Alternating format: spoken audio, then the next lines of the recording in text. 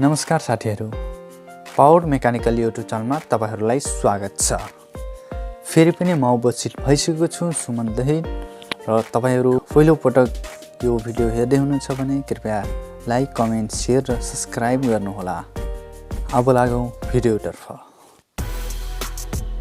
साथीहरू, अहिले देख्न सक्नुहुन्छ यो चाहिँ हाम्रो पावर टिलर रहेको छ। यसको चाहिँ पार्ट पुर्जा सबै निकालिसकेका छौं हामीहरु।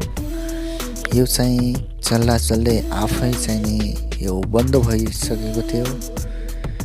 यसको चाहिँ नि भित्र क्र्याङ्कमा टुक्री चाहिँ एकदम जाम भइसकेको थियो, मोबिल नपाएर यो चाहिँ सिज भइसकेको थियो साथीहरू।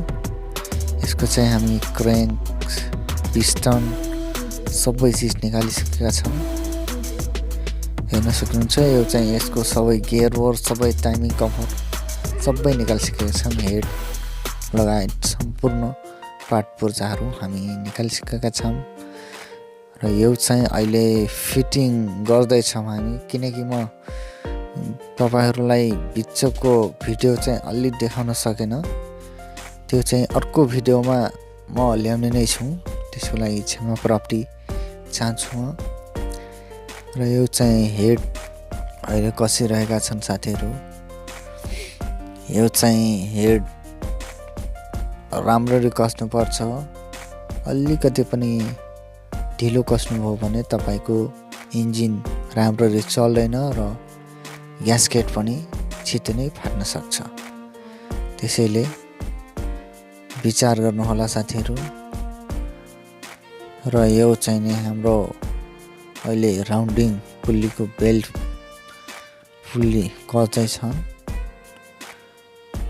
र उतातिर रियर कभरको प्याकिङ लगाउने प्रक्रियामा छन् र यो चाहिँ नि अहिले हेड कसेर तयार हुन लागेको छ। अब साथीहरू, यो चाहिँ नि हाम्रो पुच रड भन्छन् यसलाई, भल्भलाई खोल्ने र बन्द गर्ने काम गर्दछ यो चाहिँ नि। र यो टाइफी चिडिया हो, त्यही पुच रडलाई ठ्याक्कै यो टाइफी चिडियामा लगाएर त्यो भल्भलाई खोल्ने र बन्द गर्ने काम गर्दछ। र यो चाहिँ नि हाम्रो इन्जिन स्टार्टमा एकदमै भर पर्दछ। यो चाहिँ राम्ररी मिलेन भनेपछि हाम्रो इन्जिन स्टार्ट नहुन पनि सक्छ।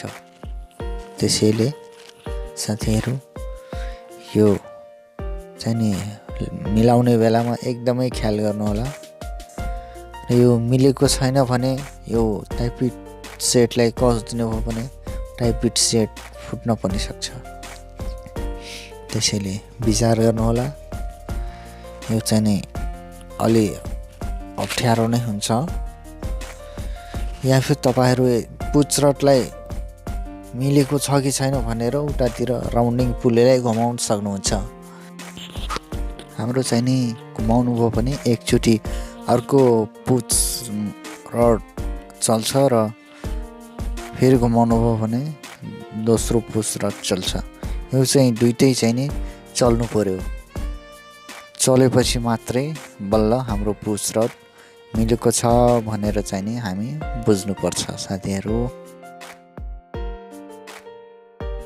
हाम्रो चाहिँ नि यो तयार भइसकेको छ। अब यो चाहिँ नि हामी अलि मिलाउने प्रक्रियामा छौं। यसको चाहिँ नि मिलाउने बेलामा गेज पत्ती पनि हुन्छ, तर त्यसै पनि मिलाउन सकिन्छ। यो चाहिँ एउटा 0.35 mm को हुन्छ र अर्को चाहिँ नि हाम्रो 0.45 mm को बल्ब हुन्छ ग्यापिङ। त्यसैले यो त्यही सिस्टमले मिलाउनु पर्छ। र हाम्रो चाहिँ नि यो अब मिलिसकेको छ र यो चाहिँ नि इन्जिन स्टार्ट भइसकेको छ। तपाईहरु देख्न सक्नुहुन्छ यो राम्रो चलिरहेछ अहिले। यदि यो भिडियो हेरेर अलि जानकारीमूलक लाग्यो भने तपाईहरु शेयर गर्न सक्नु। साथीहरु भिडियो कस्तो लाग्यो र यो कमेन्ट अवश्य गर्नुहोला र अझैसम्म पनि च्यानललाई सब्स्क्राइब गर्नुभएको छैन भने सब्स्क्राइब गर्नुहोला र बेल नोटिफिकेसन अल गरिदिनुहोला।